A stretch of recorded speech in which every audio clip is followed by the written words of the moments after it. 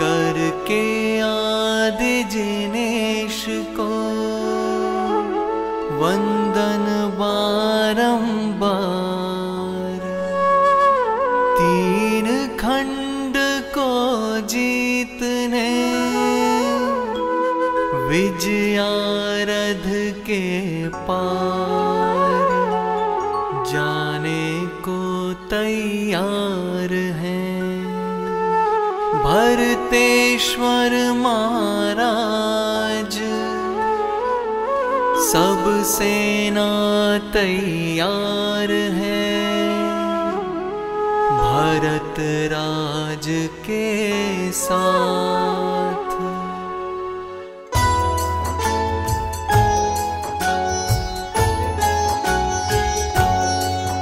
हिमवन से निकली नदियां गंगा सिंधु अति मनहर।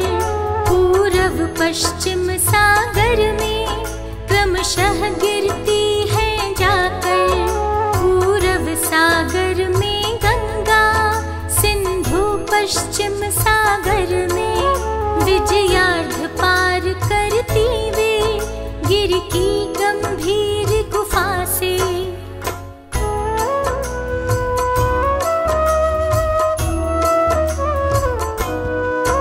दिग्विजय चक्रवर्ती की आधी हो जाने से ही है नाम पड़ा है जिसका विजयार्ध गिरी अति मनहर। पूरब से पश्चिम तक वह फैला है सागर तट तक है भरत क्षेत्र के भीतर विजयार्ध गिरी अति सुंदर। अति ही गंभीर गुफाएं दो है विजयार्ध गिरी में। उनमें से गंगा सिंधु पूरब पश्चिम सागर में जाकर गिरती है कल कल करती जाती है सत्वर। सबके मन को हरती है नदियां है अति ही सुंदर।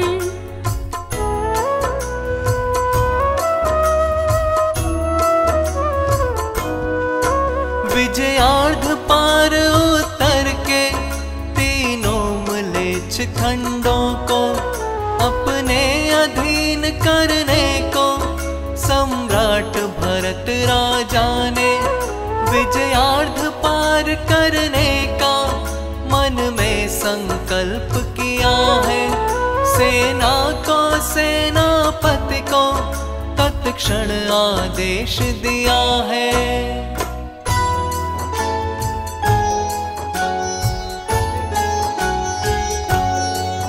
पर्वत की उसी गुफा से जिससे है सिंधु निकलती जाना होगा हम सबको। तैयारी अपनी अपनी सब लोग शीघ्र ही कर लें तैयारी पूरी पूरी। आदेश मिले जब अंतिम तब सबको चलना होगा।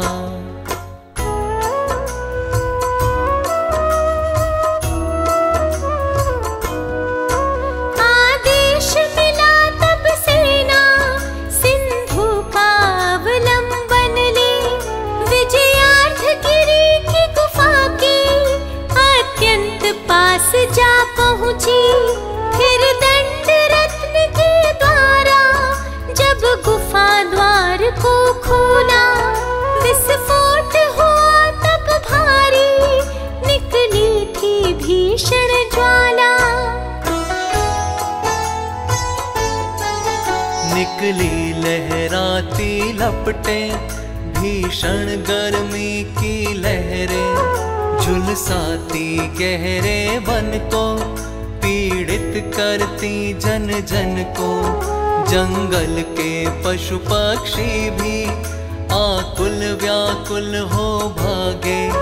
वे जहाँ जहाँ जाते थे ज्वालाएं आगे आगे।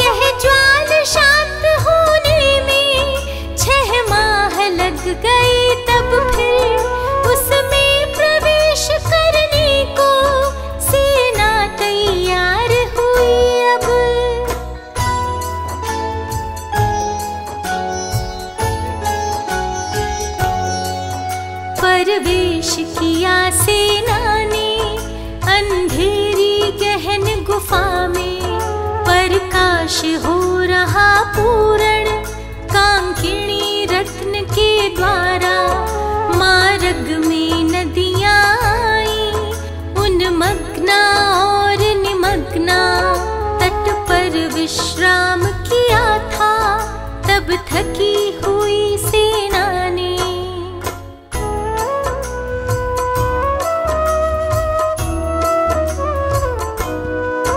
यह गहन निमग्ना सरिता सबको नीचे ले जाती रे। अरे उमग्ना सरिता सबको उछाल देती है। वे विषम स्वभावी नदियां सिंधु में मिल जाती हैं। उन्हें पार करने को पुल बनवाया लकड़ी का। स्थपति रत्न श्रम से अपनी बुद्धि के बल से सुंदरतम पुल बनवाया। सब पार हुए उस पुल से। तब सेना सहित भरत ने दुर्गम गिरि विजया रथ को उस पार कियार पहुँचे उत्तर भारत भूमि में।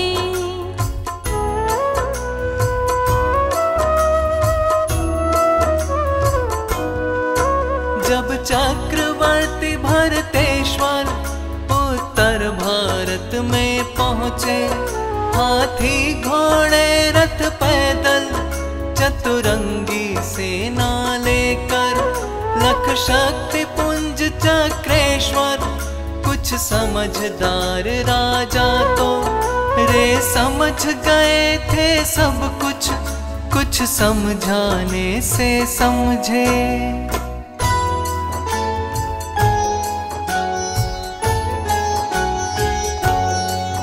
अधिकांश नरेश स्वयं ही आकर उनके चरणों में झुक गए और विध विध के दीने उपहार अनेकों। बहिन बेटियां ब्याही संबंध बनाए मधुरिम, सब विध सहयोगी बनकर कीना संपूर्ण समर्पण।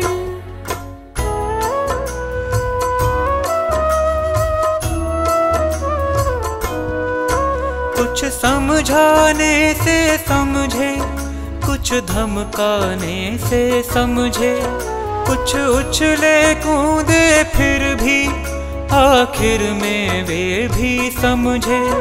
कतिपय चिलात से राजा एवं आवर्त महीपति लड़ने भिड़ने को आए, वे भी आखिर में समझे।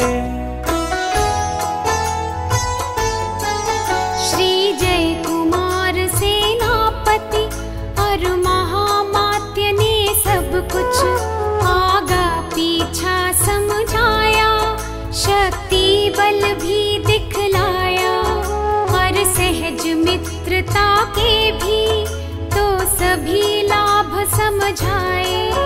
वात्सल्य भाव से सबको वे सही राह पर लाए।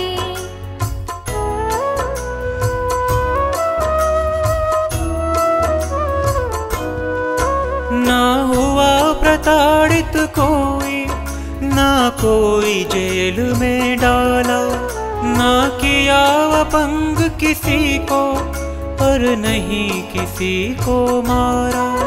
वात्सल्य भाव से सबको, सबके मन को था जीता। एक बूंद भी खून बहाना, और 6 खंडों को जीता।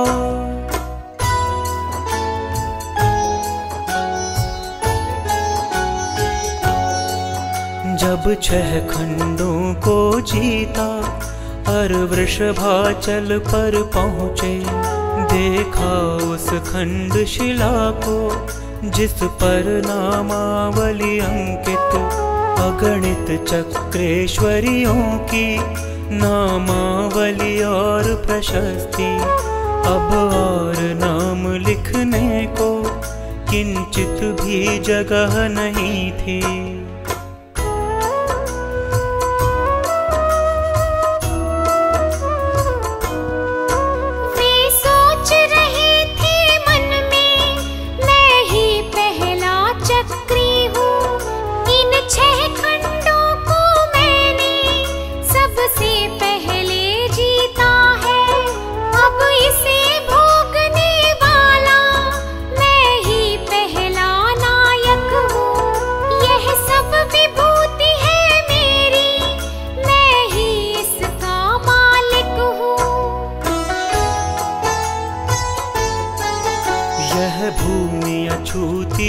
अब तक जिसको मैं भोग रहा हूँ, है नहीं किसी ने भोगा, इसको मैं भोग रहा हूँ।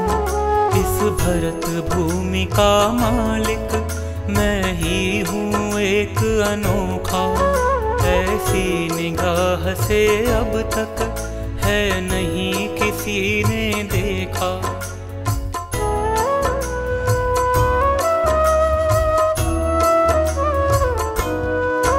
पर आज यहाँ क्या देखा कि मुझे नाम लिखने को रंजक भी जगह नहीं है मेरी प्रशस्ति लिखने को। चक्रेश्वरियों के नामों से पूरी शिला भरी है, इनने ही अब तक समझो यह भरत भूमि भोगी है।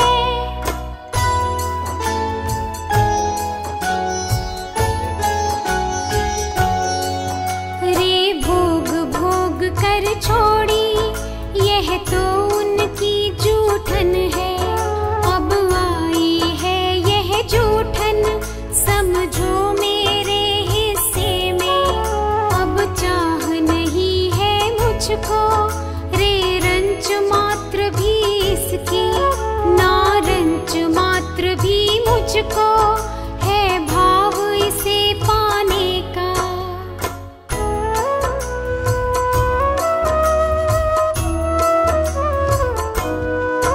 रे नहीं भावना मेरी है नाम लिखाने की भी, पर नाम लिखाना होगा होता नियोग ऐसा ही है। कर्म निकाचित यही जिससे हम प्रेरित होते, भोगे बिन नारे इसको कुछ काम नहीं चलता है।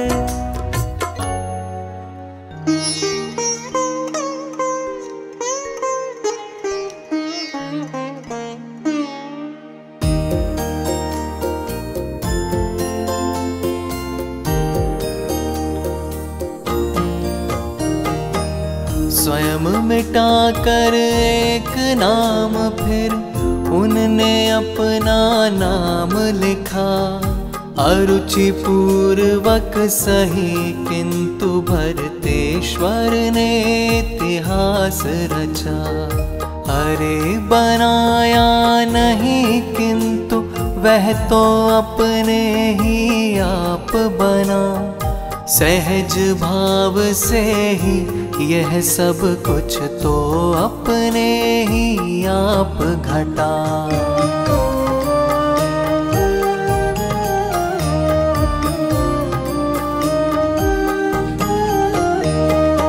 अरे नाम के साथ प्रशस्ति भी तो गई लिखाई थी, यह सब होते हुए उन्हें यह बात समझ में आई थी। अगला चक्रवर्ती आवेगा एक दिवस जब ऐसे ही मेरा नाम मिटा कर तब वह अपना नाम लिखेगा ही।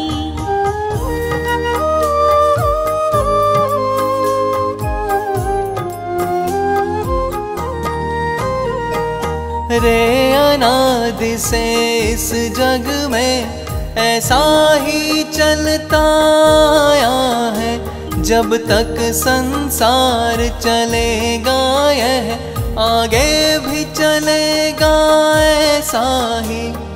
चक्रवर्ती का पुण्य निकाचित ही तो होता है भाई, भोगे बिना नहीं कटता न चले कोई भी चतुराई।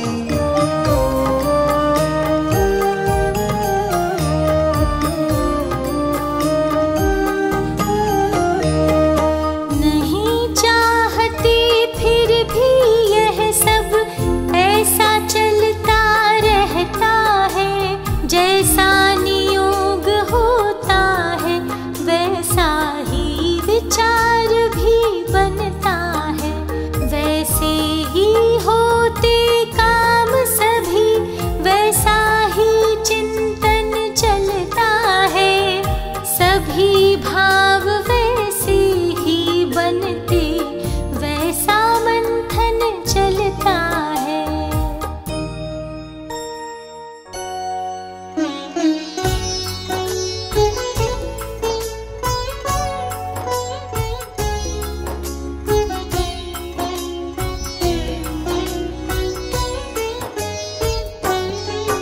इस तरह भरत के अंतर में नित अंतर द्वंद्व चले।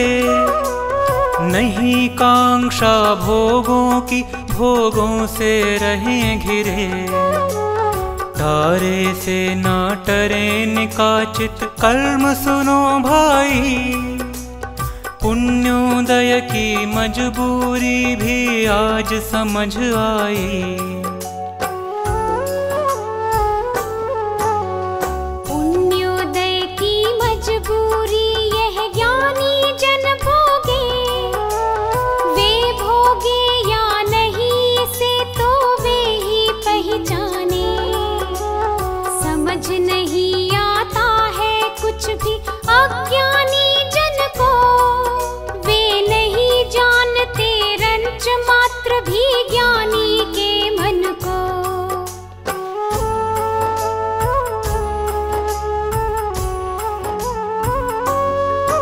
वे नहीं जानते भाव भूमि चौथे गुण थानक की। इसीलिए उनके मन में नित उलझन ही रहती। अगणित भोगों के बीच रहे और उन्हें नित्य भोगे। यह सब कैसे हो सकता वे बार बार सोचें। रनिवासों के बीच रहे पर लिप्त नहीं होते। अगणित भोगों के बीच रहे पर उनमें ना उलझे। यह सब कैसे हो सकता कुछ समझ नहीं आता।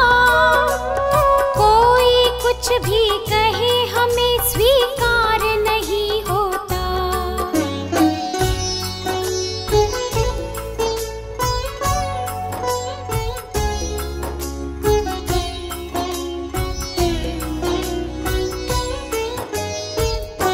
हमें स्वीकार नहीं होता। चित्त में बात नहीं जमती। भांति भांति की शंका चित्त में नित उठती रहती। किससे समझे कौन बतावे समझ नहीं आता। क्यों ना पूछे भरत राज से यह विकल्प आता। जब यह चर्चा भरत राज के कानों में आई। यह बात भरत ने उसको भाई कैसे समझाई। एक तेल से भरा कटोरा हाथों में देकर। इसको भाई जाओ तुम रनिवासों में लेकर।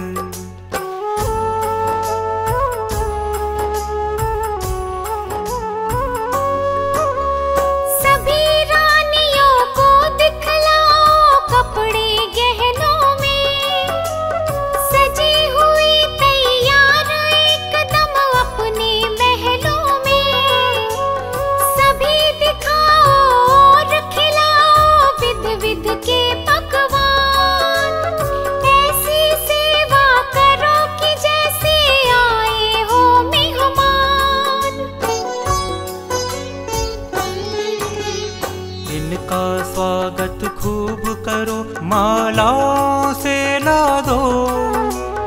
इनकी सेवा में दो तुम नौकर रखवा दो। दो सैनिक भी साथ रखो आगे पीछे इनके। हाथों में नंगी तलवारें सदा रहे जिनके।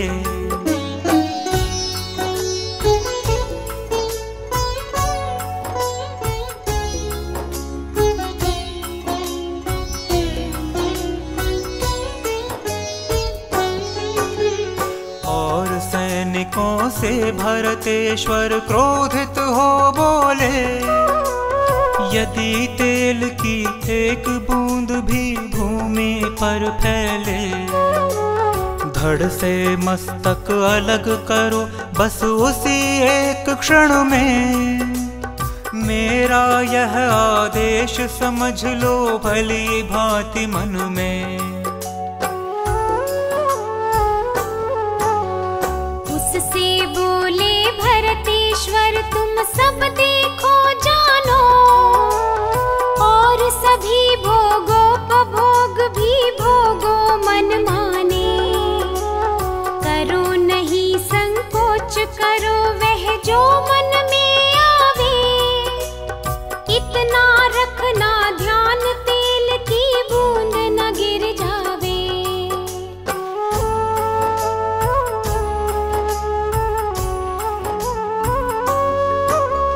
सोना चांदी रत्न जवाहर जो चाहो ले लो, जैसा चाहो वैसा ही तुम भोजन बनवा लो। जितना चाहो उतना ले लो, जो चाहो खा लो। भोग और उपभोगों से तुम अपना मन भर लो। इतना रखना ध्यान कटोरा हाथों में रखना, एक बूंद भी तेल अरे धरती पर ना गिरना। एक बूंद भी गिरी तो बेटा मारे जाओगे। कितने जोड़ो हाथ किंतु फिर बच ना पाओगे।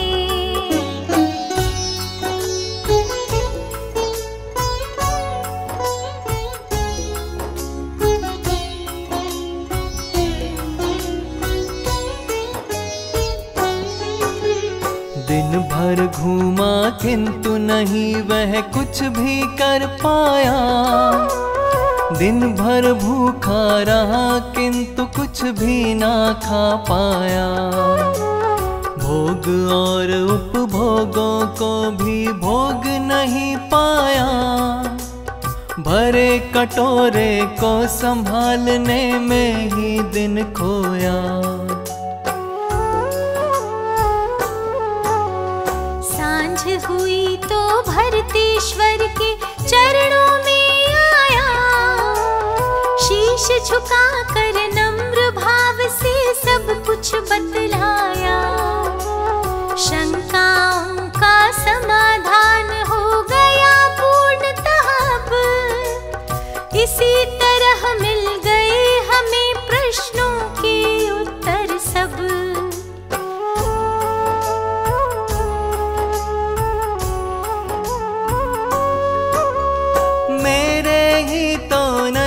प्रभो यह प्रश्न हजारों के, मेरे जैसे प्रभो लोक में लोग हजारों हैं। उन सब के प्रश्नों का उत्तर आज मिल गया है। इस घटना से चित्त सभी का साफ हो गया है।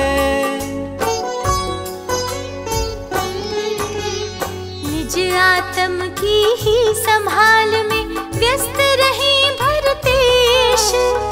इसीलिए सब भोग भोगते रहे अभोगे से। भोगे और नहीं भोगे कुछ भी कह सकते हैं। जैसे मैंने नहीं भोग कर भी तो भोगे हैं।